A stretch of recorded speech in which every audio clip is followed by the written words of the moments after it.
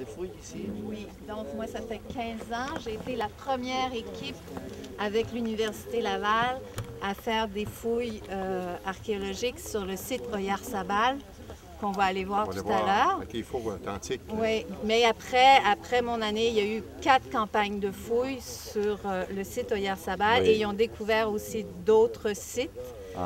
D'autres fours. Oui. Et il y a aussi des fouilles. Quand vous êtes accosté là-bas sur le plateau, il y a un site amérindien, D'accord. préhistorique aussi.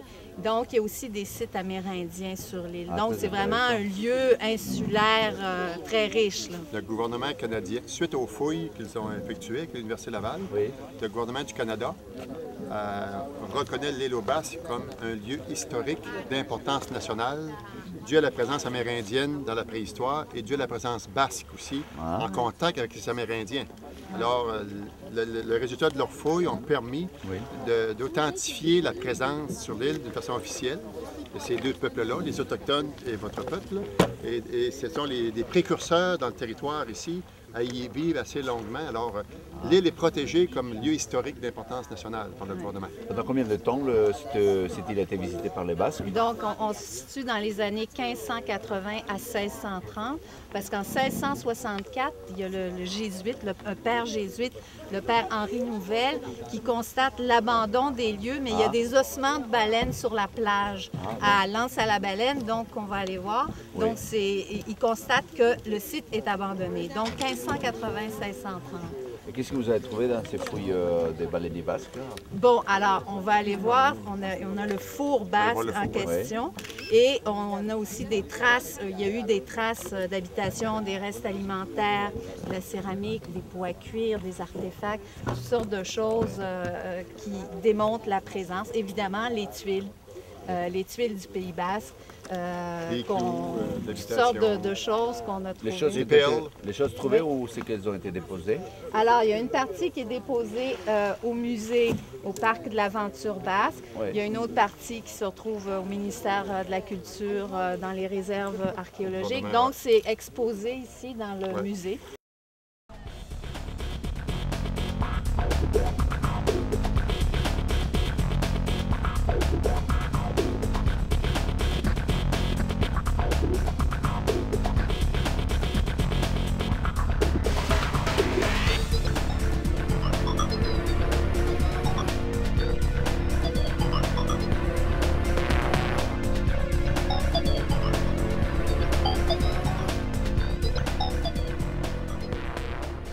Et bon, là, c'est sûr que le four a été un peu, avec les années, démantelé, mais ils mettaient de l'argile à l'intérieur pour colmater, pour faire comme un mortier. Et ils colmataient avec de l'argile. Et on peut s'imaginer aussi qu'il y avait une toiture de tuiles, sauf qu'ici, on n'a pas trouvé beaucoup. Ils ont comme récupéré, où on se dit c'est peut-être les Amérindiens qui ont récupéré les tuiles. Tout ça.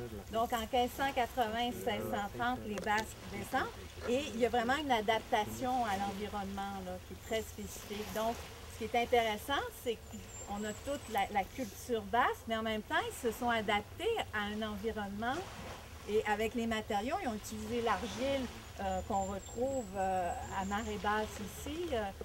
Donc, ils adaptent aussi leur façon de faire par l'environnement. Est-ce qu'il y a des fours pareils qui ont été trouvés ailleurs ou c'était vraiment spécial celui-ci? Il y en a un autre à 30 mètres d'ici et il y en a deux autres, un à L'Anse-Kipu. L'Anse au Basque, L'Anse-Kipu et L'Anse, le site Amel, où il y en a un autre aussi. C'est ça, il y en a 4 sur l'île. Il faut aussi s'imaginer que les établissements, ici c'est l'aire de travail, mais plus loin c'est l'aire d'habitation. On ne se met pas à côté des fours parce que ça pue. Et puis, donc, on a trouvé ici des éléments aussi de la vie quotidienne.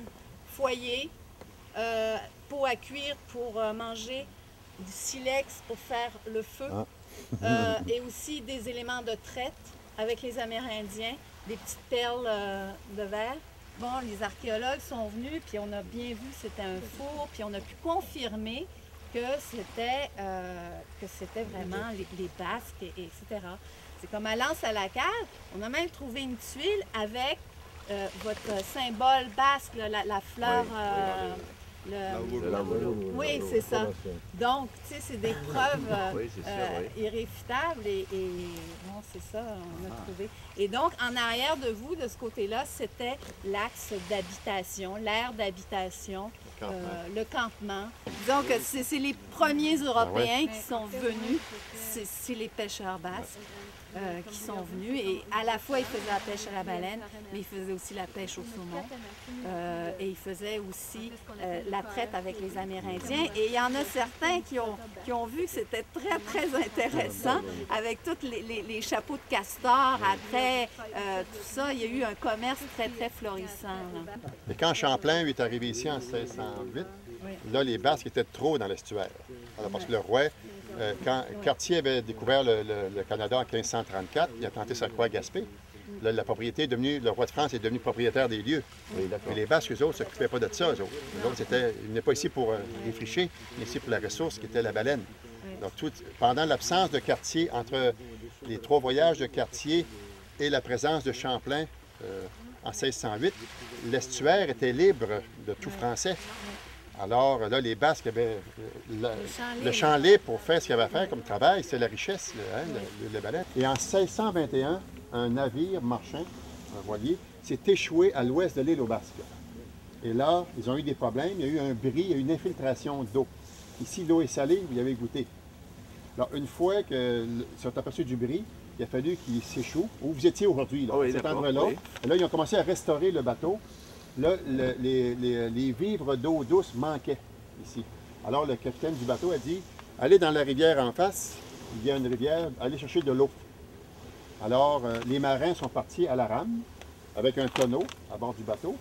Et une fois rendus à l'embouchure de la rivière, des 3 pistoles maintenant, qu'elle s'appelle, alors un des matelots avait son gobelet, comme tous les voyageurs à l'époque avaient leur gobelet, leur couteau.